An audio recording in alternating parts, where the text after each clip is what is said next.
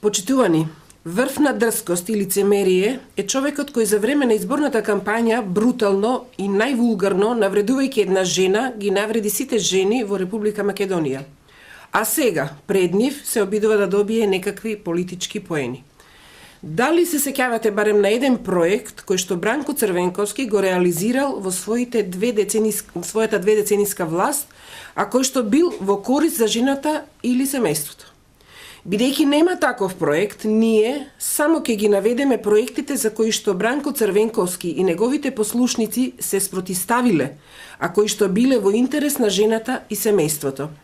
Црвенковски и неговите послушници се спротиставија на легализацијата на дивоградбите, на проектот Купи куќа, купи стан, на паричната помош за секое трето и секое четврто новородено дете, за проектот за субвенции за жената земјоделец, за набавката на нова медицинска опрема, како и реконструкција на болниците. Се спротиставија на отворањето на нови диспрезирани студии за бесплатно средно образование, за бесплатни учебници за учениците, за поевтинување на лековите, за зголемување на платите и пензиите.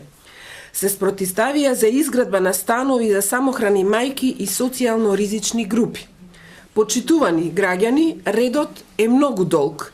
За тоа, кој колку се грижал за жената и семејството, најдобро се гледа од тоа кој колку проекти реализирал додека бил во можност да ги реализира. Црвенковски и неговите послушници немаат реализирано таков проект, ВМРО ДПМН имаат многу. За тоа, каков однос има Црвенковски и неговите послушници кон жената, најдобро се гледа од оваа изјава. Денеска фатив еден спот на телевизија. Нашле некој греф тамо и вели заради Бранко се разведов. Абе човек, абе оди праше сија жена ти. Да не бил некој друг во прашање. И да сакам не можам да стигнаме, брат.